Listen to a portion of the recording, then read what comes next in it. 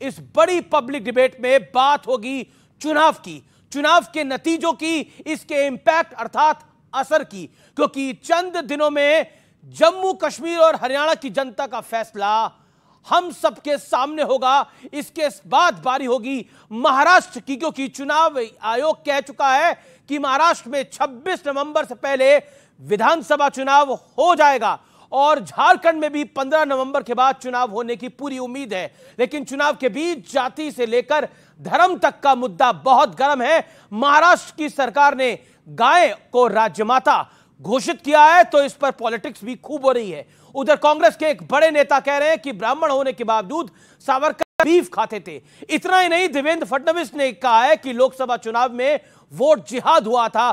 तो अजीत पवार कह रहे हैं कि वो 10% अल्पसंख्यक उम्मीदवारों को टिकट देंगे जो बीजेपी के साथ हैं। लेकिन इस सियासत के बीच हरियाणा से झारखंड तक भारतीय जनता पार्टी कांग्रेस और दूसरे विपक्षी दलों को भ्रष्टाचार पर घेरने में जुट गई है।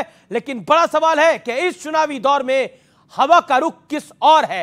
आज जनता जनार्दन के बीच, मेरे युवा मित्रों के बीच, देश की जनता के बीच, देश की सबसे बड़ी पॉलिटिकल बहस, चुनावी शोर, हवा किस ओर।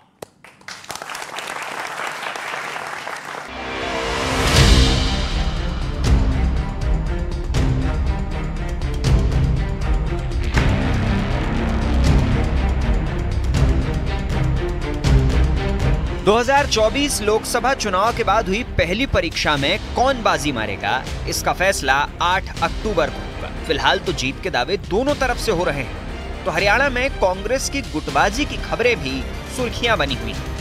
किसकी सरकार बन रही है हरियाणा में? घुमा दिया कि नहीं घुमा दिया सिस्टम? 8 तारीख को भारतीय जनता पार्टी एक तरफा सरकार बना रही है। पार्टी के लिए तो काम सब कर ही रहे हैं नीचे जमीन पर, ठीक है। हर पार्टी में थोड़ा बहुत खींचतान भी चलती हैं, होता है, ग्रुप्स होते हैं, बहुत चीजें। उधर प्रधानमंत्री मोदी ने झारखंड में कांग्रेस और जेएमएम सरकार पर जोरदार प्रहार किया। झारखंड सरकार झारखंड के विकास को पटरी से उतारने में लगी है। आज झारखंड का बच्चा बच्चा जान चुका है, झारखंड के विकास में सबसे बड़ी बाधा कांग्रेस, जेएमएम और आरजेडी का गठजोड़ है। भ्रष्टाचार को खत्म करने के लिए परिवर्तन। इस बीच दिल्ली से मिले ड्रग्स के मुद्दे पर गृहमंत्री अमित शाह ने कांग्रेस को घेरा।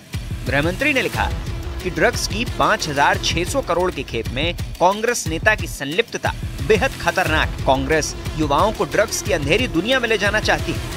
उनके इरादों को मोदी सरकार कभी पूरा नहीं होने देगी। जहां जहां कांग्रेस की सरकार रहती है, बताओ वहां ड्रग का धंधा बढ़ता है कि नहीं बढ़ता है? ये चिट्टे का काम बढ़ता है कि नहीं बढ़ता है?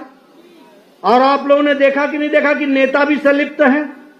वहीं महाराष्ट्र में देवेंद्र फडणवीस ने वोट जिहाद का मुद्दा उठाया। इसके तुरंत बाद अजीत पवार ने अपने हिस्से की सीटों में से 10% अल्पसंख्यकों को देने का ऐलान कर दिया। तो वीर सावरकर का मुद्दा भी वहां गरमाया हुआ है। कर्नाटक कांग्रेस के नेता दिनेश गुंडू ने दावा किया कि सावरकर गौहत्या के खिलाफ नहीं थे, वो बीफ भी खाते थे। लेकिन आज का सबसे बड़ा सवाल है कि चुनावी लड़ाई में कौन किस पर भारी पड़ेगा और क्या इन चुनाव के नतीजों का असर भारत की राजनीति की नई दिशा तय करेगा। आज की चर्चा के बड़े मुद्दे क्या हैं? चुनाव है इसलिए जाति और धर्म का टकराव है। दूसरा बड़ा मुद्दा हरियाणा और जम्मू कश्मीर के नतीजों का असर उत्तर भारत और पूरे देश की राजनीति पे पड़ने वाला है। यह दूसरा बड़ा मुद्दा वोट बदलाव पे पड़ेगा या भ्रष्टाचार के मुद्दे पर, यह तीसरा बड़ा मुद्दा। यह है आज के बहस के बड़े मुद्दे। जोरदार तालियों से अभिनंदन है मेरे आज के मेहमानों का। मेरे साथ आज अनुराग भदौरिया हैं जो कि समाजवादी पार्टी के नेता प्रवक्ता हैं, शहजाद पूनावाला हैं, नेता प्रवक्ता हैं भारतीय जनता पार्टी के। मेरे साथ कंचना यादव हैं, नेता हैं, प्रवक्ता हैं राष्ट्रीय जनता दल की। मेरे साथ जेडीयू के नेता हैं मिश्रा साहब, उनका भी अभिनंदन है। आप तो लोगों का अभिनंदन है। जोरदार तालियों के साथ शुरुआत करते हैं आपसे शहजाद पूनावाला। क्या ये जो चुनावी शोर है इसमें हवा का रुख जो है वो थोड़ा मुड़ा हुआ है, आपके खिलाफ है, क्योंकि ओपिनियन पोल यही इशारा कर रहे हैं। और कांग्रेस कह रही है कि इस बार हरियाणा में आ रही है हमारी सरकार, महाराष्ट्र में भी आएगी हमारी सरकार और झारखंड में भी आएगी हमारी सरकार। देखिए, यही बात उन्होंने मध्य प्रदेश के चुनाव में भी